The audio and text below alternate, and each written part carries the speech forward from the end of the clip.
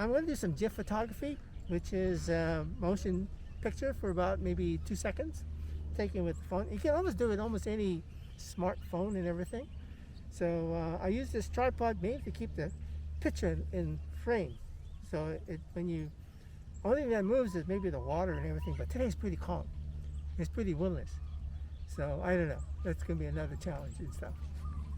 And what we're going to be doing is we're going to be walking to the edge over there and take some panoramic shots. And then when you get to that point, then you can actually, if there's anything interesting in the ground, we'll do the follow shot. You ready? Follow me.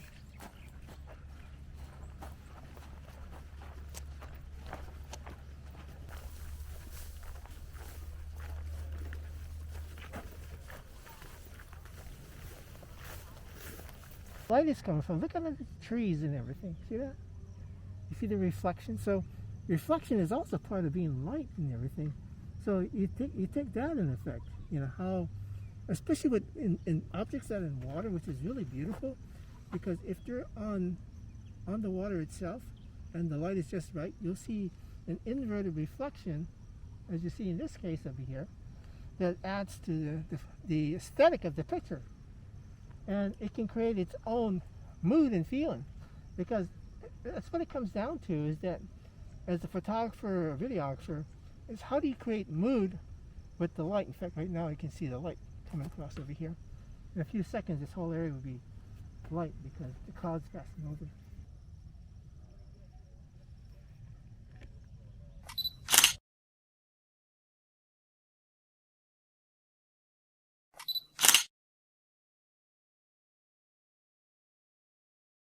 What's the significance of this place? This used to be a village for the plantation workers a long, long time ago, almost about 100 to about 150 years ago. And of course, here it was mixed. It wasn't all Portuguese. It wasn't all Filipino. And I'm guessing that because I lived over here. And but it was away from the of the city. So most of the workers lived over here. That's why they call it Plantation Village. In fact, the Hawaiian name was called Ho'ai Point. And back on my right over here, or your left, is where all the sugarcane would grow.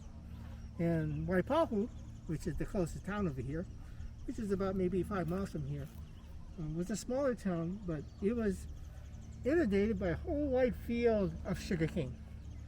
And anyone who lives in the sugarcane is where these cane fields that would take maybe about a year and a half, would grow from a small stalk in the ground, 1 inches, to as high as about 20 to 40 feet long.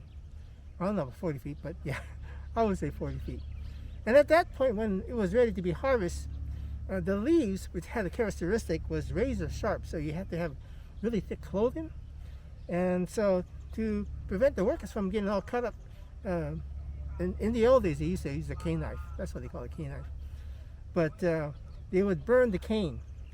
And here in Hawaii, we would call it black snow, because when they would burn the cane over here, that day or evening, it would fall down as literally the ashes and everything. And it would cover everything, your cars, your roof and everything, all black, this powdery thing. That's why we call it Hawaiian black snow. But anyway, we are here on West Loch, and this is a mangrove seed over here. And I don't know if you can see this. And the problem with this over here is that when the mangroves would, would grow on the edges of the lochs over here, it would create these huge, kind of like mangrove trees over here. And if you notice, they have to have water, or brackish water. You don't see the mangroves growing on the land. You see palm trees and everything else. But anything that borders the shore is this thick mangrove, kind of like trees or jungle. And it can be as much as density of these things, depending if there's water on the ground, it can be as much as anywhere between 50 to 100 feet. In the background over here, where there's mangroves over here, see that little mangrove back over there? In the middle of this loch is, it used to be a World War II barge. It sank during World War II, and they never moved it or anything, so basically it was just a relic or rusty, whatever it is, and all the mangoes grew around it.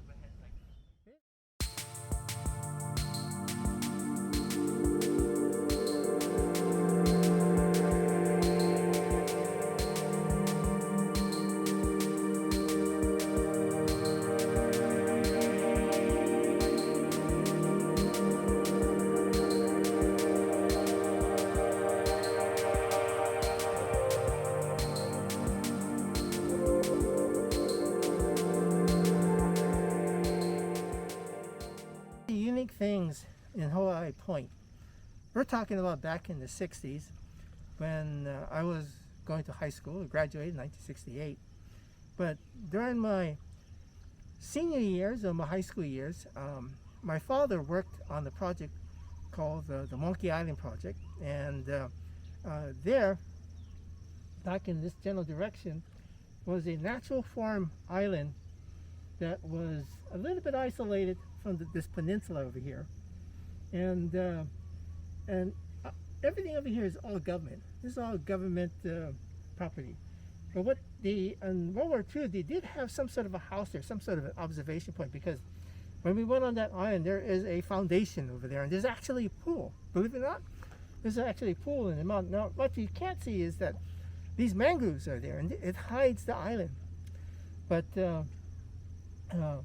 so it's almost inaccessible right now unless you want to go to this jungle, go to where the island is. But it's not very far from here. It's about maybe a quarter mile, maybe half a mile or so.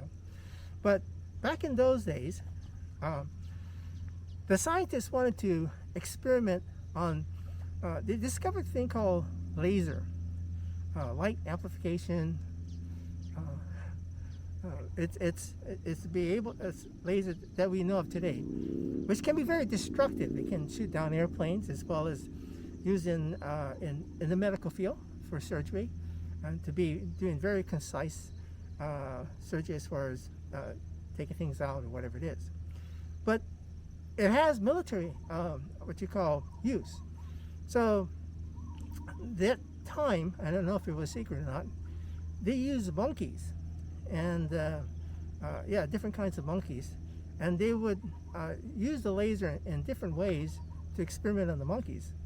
And during that 4 or 5 year period of that study, my dad was the caretaker because he lived on Hawaii Point here, and he would feed the monkeys, build the cages, and assist with the doctor. We had a doctor there, and there was a nurse, and very small staff.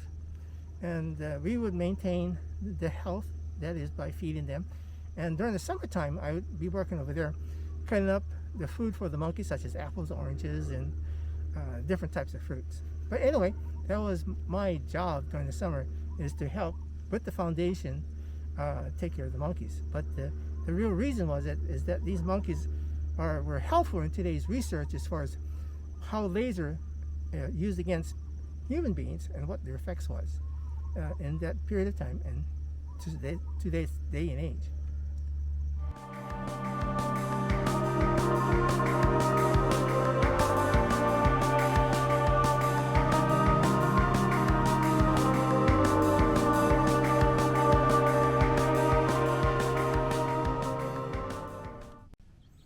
One of the things that you see over here on the bay shore, or west lock on the surface, is that you will see a lot of ripples, and those ripples, they will be very specific patterns. They're like a bunch of these little fish that would come close to the surface, and they would go around to the shallow shores and feed.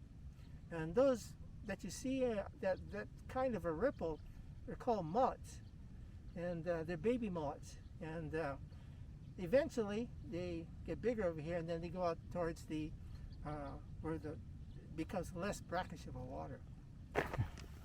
But anyway, what I'm trying to say is that we live in a very technological age today. So if you're a senior, in many situations, your health is not going to be perfect. You can have, for a male, maybe have it could be almost anything, you know, not just backaches, but physical issues. So it's important that if you're a senior, that you should always monitor your health. And when I say monitor your health, I mean, you know, how is your health doing? How's your heart doing? How's your breathing? How's your pulse and everything? Why would you want to know that?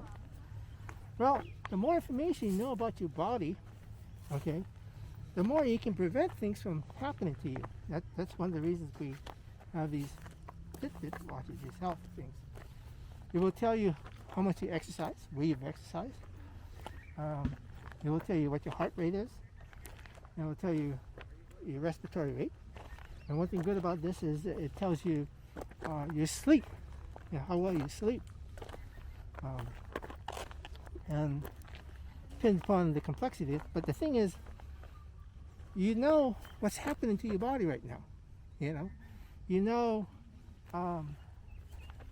that you have issues and problems. So the question is, what can you do about it? So if you use the technology that we have today, such as Apple Watches, Android watches, or whatever it is, you're able to monitor yourself. And once you're able to monitor yourself, you can set that guidance how you can change your body, whether you want to lose weight or not. But it's going to be up to you. These are just tools. So that's what I was thinking about with Carol. Said, let's use the technology that we have today. But the problem is, it's not easy. It's kind of complicated. So you have to learn. You have to learn,